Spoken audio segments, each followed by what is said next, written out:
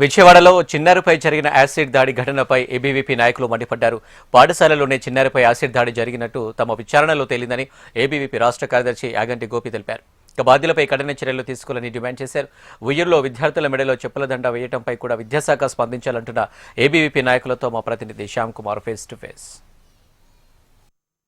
3.5 ఏళ్ల పసిపాప పైన నిన్న జరిగిన ఘటన చూసుకుంటే విద్యార్థి సంఘాలు కూడా వెంటనే రెస్పాండ్ అయ్యాయి. దీనికి సంబంధించి కొద్దిసేపటి క్రితం బాధితుల ఇంటికి కూడా విద్యార్థి ఏబీవీపీ ఆధ్వర్యంలో వాళ్ళందరూ కూడా వెళ్ళి బాధితులను కూడా పరామర్శించి అసలు ఏం జరిగింది ఘటన అన్నారు. అక్కడి నుంచి కూడా పాఠశాలకు కూడా వచ్చి వాళ్ళ నుంచి కూడా వివరాలు సేకరించారు. అసలు ఇందులో ఎవరే తప్పు, విద్యార్థి సంఘం ఏబీవీపీ దీనికి సంబంధించి కూడా ఎటువంటి యాక్షన్ ప్లాన్ ఉండబోతోంది అనేది కూడా రాష్ట్ర కార్యదర్శి గోపి ఉన్నారు. చెప్పండి, ఈరోజు 3.5 ఏళ్ల పసిపాప పైన ఏదైతే కెమికల్ దాడి అదైతే చాలా బాధాకరము. ఈ ఘటన ఎవరి తప్పు అనేది మీరు అనుకుంటున్నారు? ఘటన ఏదైతే ఈ చిన్న పాప మీద జరిగిందో ఇది చాలా దయనీయమైన ఘటన. మేము దానిపైన తీవ్రంగా ఖండిస్తూ ఉన్నాం. ఏదైతే పేరెంట్ చెప్తున్నటువంటి వర్షన్ కావచ్చు, మేము అక్కడ చూసిన వర్షన్ కావచ్చు, పాప మీద జరిగింది మాత్రం అసలు అంటే ఈ మానవ సమాజం సిగ్గుతో తలదించుకోవాల్సిన విషయం. ఎందుకంటే ఒక సెన్సిటివ్ పార్ట్లో ఈ యాసిడ్ దాడి కావచ్చు, ఒకవేళ యాక్సిడెంటల్గా జరిగి ఉండొచ్చు, ఏది జరిగినా పాపకు నష్టం జరిగింది, దానికి న్యాయం చేయాలి.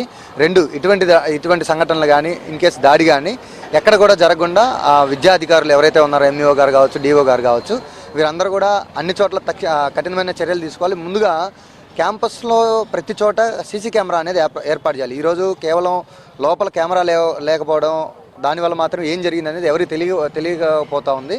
పేరెంట్ వర్షన్ పేరెంట్స్లో ఉన్నారు, స్కూల్ వర్షన్ స్కూల్లో ఉన్నాడు.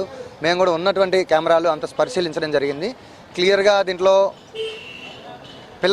పాప తప్ప లేకపోతే ఈ యొక్క పాఠశాల తప్ప అనేది అర్థం కాని పరిస్థితి అయితే వాస్తవంగా కనపడతా ఉంది.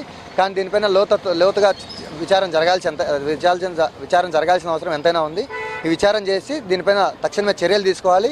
ఇటువంటి ఘటన ఎక్కడ కూడా పునరావృతం కాకుండా చూసుకోవాల్సినటువంటి బాధ్యత మాత్రం విద్యాశాఖ అధికారులపైన మాత్రం ఉంది. కానీ ఇటీవల చూడొచ్చు వరుస సంఘటన. అంటే గతంలో చూసుకున్నట్లయితే అయ్యప్ప మాలలు వేసుకుంటే కొన్ని స్కూల్స్, ఇప్పుడు తాజాగా చూసుకుంటే ఈరోజు కృష్ణా జిల్లాలో కూడా పనిష్మెంట్ కింద చెప్పులు దండేయచ్చు. ఇది చూసుకుంటే ఒక కెమికల్ దాడి, ఇటువంటి ఘటనలు కూడా వరుసగా జరుగుతున్నప్పటికీ కూడా ప్రభుత్వం విద్యాశాఖ మాత్రం స్పందించలేదని అనుకోవచ్చు. ఎందుకంటే ఈ ర్యాండమ్గా ఆంధ్రప్రదేశ్ రాష్ట్రంలో ప్రతి చోట ఒక స్కూల్లో ఇష్యూస్ వస్తూనే ఉంది. మొన్న ఒక బాబు వాళ్ళ టీచర్ని కొట్టడం కానీ, టీచర్ అలా చేయడం కానీ, మొన్న బెజవాడ రాజారావు స్కూల్లో అయ్యప్ప మాల వేసుకుంటే లోపలికి రానివ్వకపోవడం కానీ, ఒక 2-3 అవర్స్ పెద్ద సీన్ చేయడం కానీ, ఈరోజు ఉయ్యూరులో విజయసాయి స్కూల్లో చెప్పులు దండేయడం కానీ, ఇటువంటిది అంటే పేరెంట్స్ యొక్క మైండ్ సెట్, ఒక స్టూడెంట్ యొక్క మైండ్ సెట్, అదేవిధంగా ఈ ఉపాధ్యాయుల మైండ్ సెట్ కూడా మారాల్సిన అవసరం ఉంది. దీనిపైన ప్రత్యేక శ్రద్ధ విద్యాశాఖ అధికారులు తీసుకోవాలి.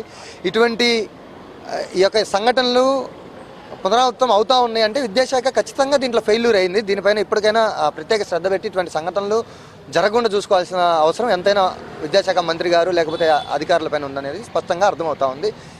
ఈ ఘటనలు మళ్ళీ పునరావృతం కాకుండా ఉండాలంటే ఇప్పటి నుంచి కఠినమైన చర్యలు తీసుకోవాలి, కఠినమైన ఆంక్షలు అమలు చేయాలి.